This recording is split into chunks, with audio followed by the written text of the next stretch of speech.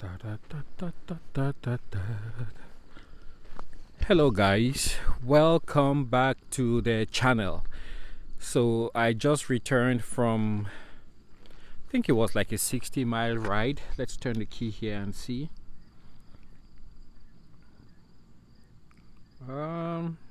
Yeah, about close to 70-mile ride. And as you can see on the tree right there, colors are already beginning to change. And we are in mid-August 2021, and last week I was over in Sturgis, South Dakota for the 81st Annual Motorcycle Rally. Everything went well. It was really a great a great time.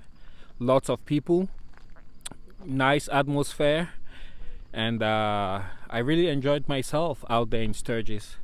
But I did not see any Royal Enfield Himalayan. That's one of the things I noticed. But some of the more classic Royal Enfield motorcycles, I saw a couple of those.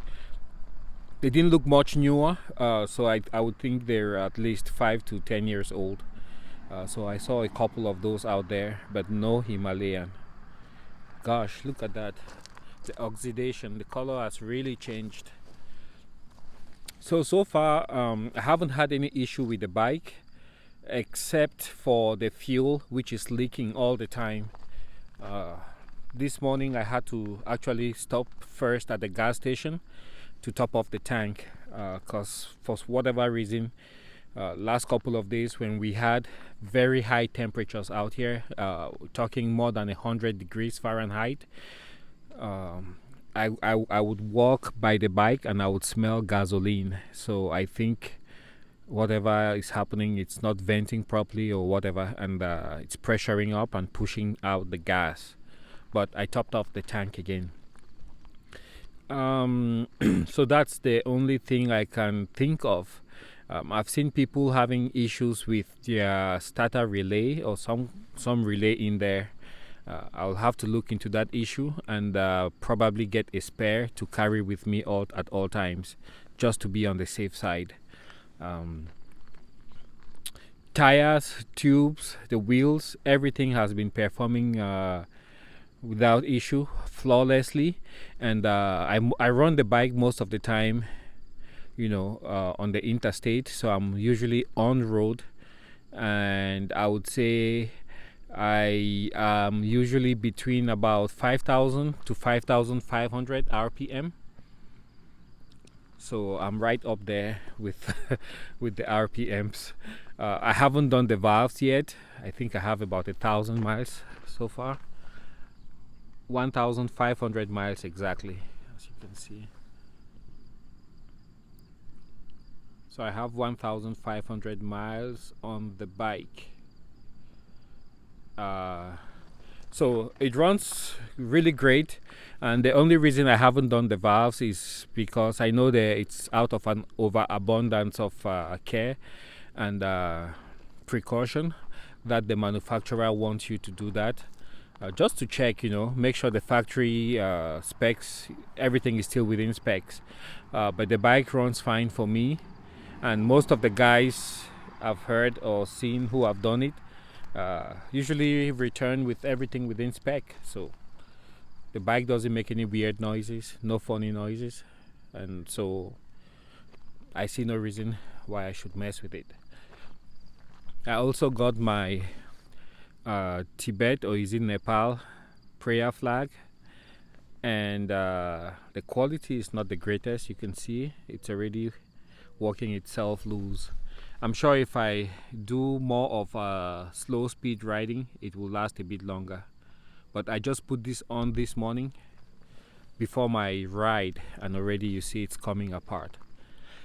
Now for safety gear, I acquired these from my local Honda Power Sports dealer. Leather gloves. They came to about $100, I think, or a little bit more than $100. And I really like them.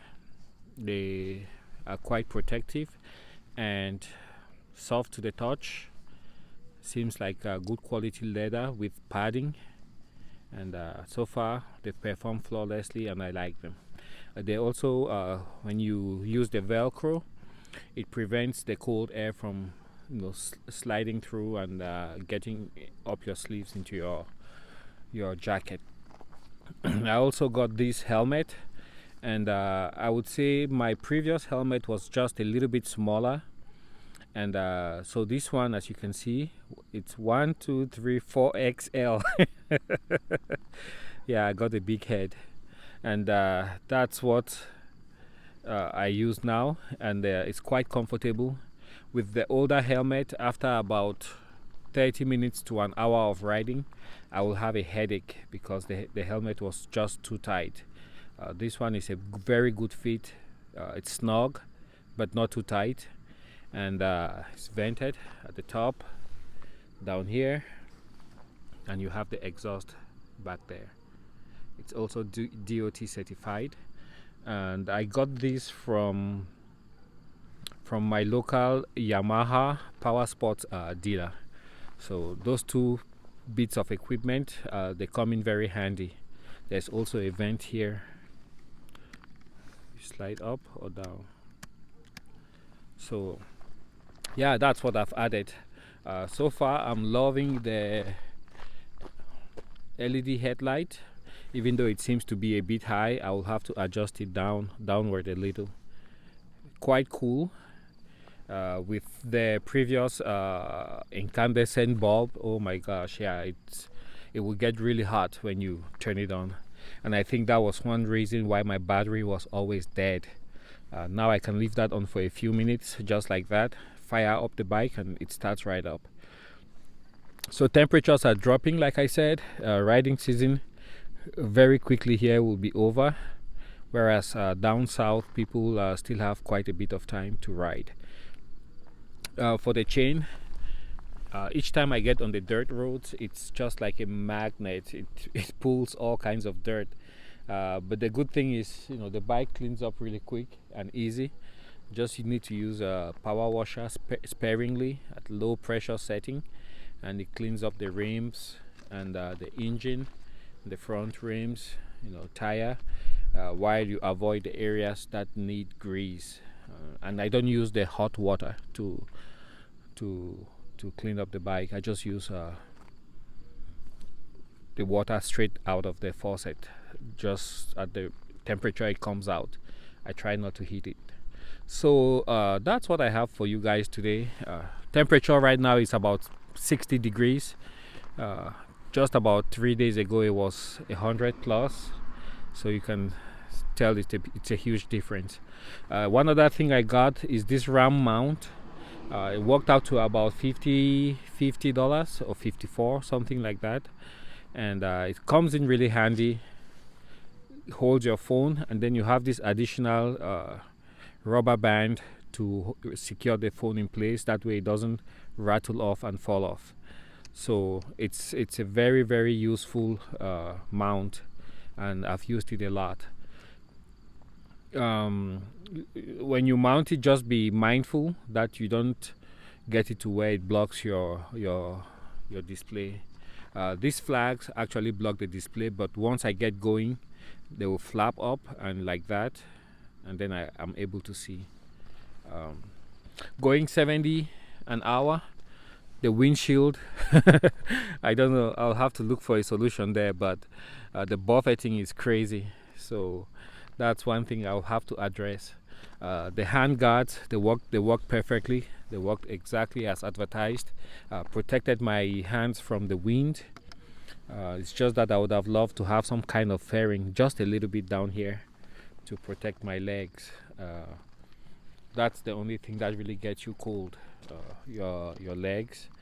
And yeah, this windshield will protect your chest, but your head will be right in the way of the wind. I'm not really tall. I'm about 5 foot, maybe 6, and yeah, there's a lot of buffeting. So anyways, that's what I had to share with you guys today, and hope to see you guys on the next video.